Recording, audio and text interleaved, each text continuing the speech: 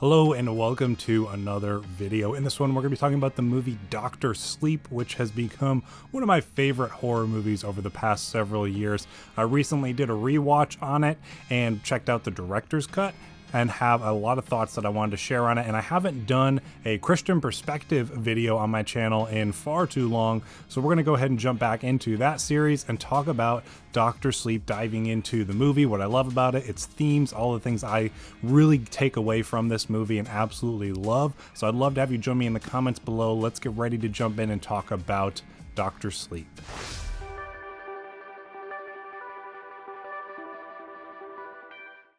Doctor Sleep is a movie I first checked out a few years ago and watched the theatrical edition for it, and then I've been for a while now wanting to check out the director's cut because I had heard it was even better than the theatrical, and I really enjoyed the theatrical cut. So just this past week, I finally popped it in and checked out the director's cut for this movie. This one, for the theatrical, I think it's about 2 hours and 2.5 hours or so, whereas this director's cut is 3 hours long, running in at like just shy of that without including the credits. And though I was a couple of years removed from seeing the theatrical cut, I remembered a decent bit from it, and in comparing it to this director's cut, I definitely think the director's cut is the definitive version of this movie. It's the only version I'll probably watch going forward. There's nothing necessarily lacking in theatrical cut. The director's cut just takes everything that you love about it, the theatrical cut, and just adds to it and adds more depth in, few moments here and there. I think it really works well for the pacing of the movie. They implement this chapter structure. The movie's told over 6 or 7 different chapters, and it doesn't make it feel episodic at all. It almost kind of feels more book-like as you're just working through the story. I think it really helps with the pacing of the film as that addition is made in this director's cut. And I was just engaged from beginning to end. It's a slow building,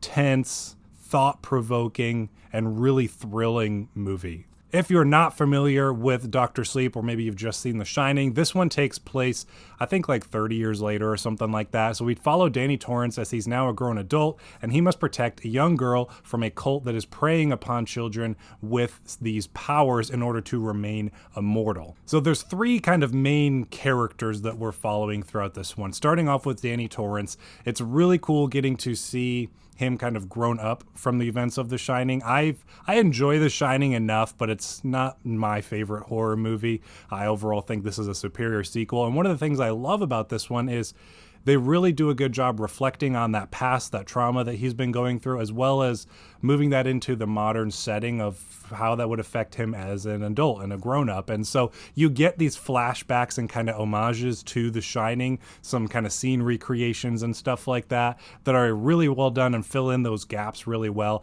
I feel like personally you can watch Doctor Sleep without watching The Shining movie and not really miss much of anything. You get everything you need as far as Danny Torrance's story, what happened in his past, and what has gotten him to this point in the present. So for a while now, he's been coping with all of this past trauma through drugs and alcohol, and eventually he just kind of reaches this rock bottom. So he picks himself up, goes to a small town, and is able to kind of find a group there, an AA group, where he can help get clean, kind of get a fresh start for himself. They get him a job and all that kind of stuff.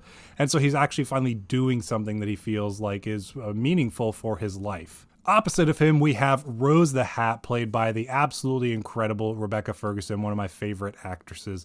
And she is this leader of a cult that is kind of known as the True Knot, and they essentially prey upon children with this shine ability, as Danny refers to it, and essentially feed off of it to further their own immortality. So we are introduced to their story and then Abra's story subsequently when they are feeding upon this one child one time. Abra finds out and takes it upon herself to try and stop them from preying upon and killing all of these children. So Abra begins communicating with Danny, and so the two are working together to then try and stop Rose and her cult from doing these things. It's a very epic, well-detailed story that really fills that 3-hour runtime really well. The first hour of this movie flew by for me on this viewing. I remember, not for boredom or anything like that, but I looked at my watch kind of at the end of the first act or so of this movie, and I was like, Oh my gosh, it's already been an hour. So, I mean, the pacing for this movie is fantastic. Like I said, it is a slow burn, slow build, but it's never boring or drawn out. There's just a lot of pieces at play. There's a number of characters that are well fleshed out and well detailed. You get some good background history with Rose the Hat, her kind of motivations and her group. You get to some background information on them. You get to kind of see a little bit of Abra's upbringing, how this gift and power first kind of formed for her and how she's kind of used it since. And then you get to see all the past trauma for Danny,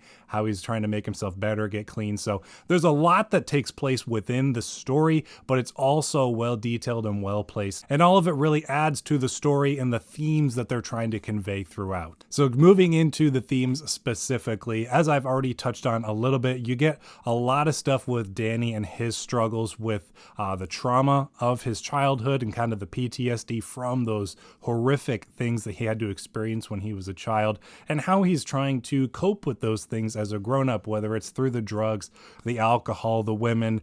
It's fascinating to see him deal with all of these things in such a way that it doesn't feel glamorized or stylized or anything. It's not presented in a way that this is working for him. So it's fascinating to look at that in such an honest way of these are real struggles that people deal with and experience, even in this world of a kind of fantastical spiritual enhancement type thing. And so getting to see his character work through that, go through that journey and that arc throughout is really impactful, I think, and it does it in such a way that is really powerful for the audience. Not only that, but I think specifically for him, we also look into this idea of locking away things from your past. So he tries very much to just push all of that aside, numb himself with the drugs and the alcohol.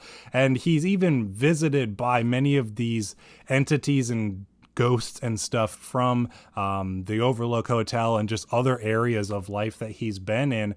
And he combats them and locks them away in these boxes mentally within himself. And so getting to see how he is dealing with those things as they come back to try and consume him later in life is really interesting. And then the idea of not locking those things away, but choosing to open yourself up to those things and use that pain and trauma that you're experiencing to then help others. So Danny, Abra, Rose, all of these people, they have this power that they are some using for their own benefit, some using for the help of others, and some not really using at all. And so it's really cool just to see the spectrum of use of this power and this ability. It's done in such a way that feels so unique and original for this type of story.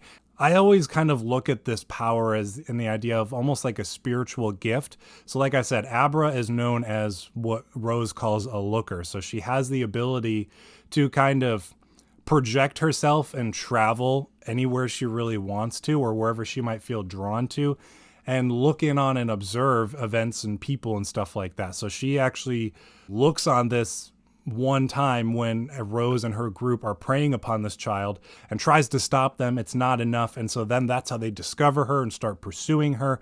But it's really cool to see these gifts used in different ways. And I think it's a very good kind of like parallel to spiritual gifts within religion and Christianity and stuff. We are given these gifts and we can use them for our own benefit. We can use them selfishly. We can use them selflessly for others. So I think it's a really cool kind of parallel between this power and this gift that these people have within the movie and spiritual gifts within Christianity as well. Danny Torrance specifically in the movie, refers to this as a shine. And I think that's a really cool metaphor almost for this gift because multiple times in the movie it's referred to in a way of like, don't let this shine be stolen from you, whether it's being preyed upon from Rose and their characters or using it for the benefit of others as Abra tries to do. So I think I really like that terminology of this shine ability. It's a gift, it's a power, but use it to shine and for the good of others and to kind of use it in a way for salvation for others. Now, the first time I watched the movie, I didn't pick up on this as much, but I definitely noticed it a little bit more on the rewatch with Rose's cult and stuff, and that's partially because of these chapters that I referred to a little bit earlier.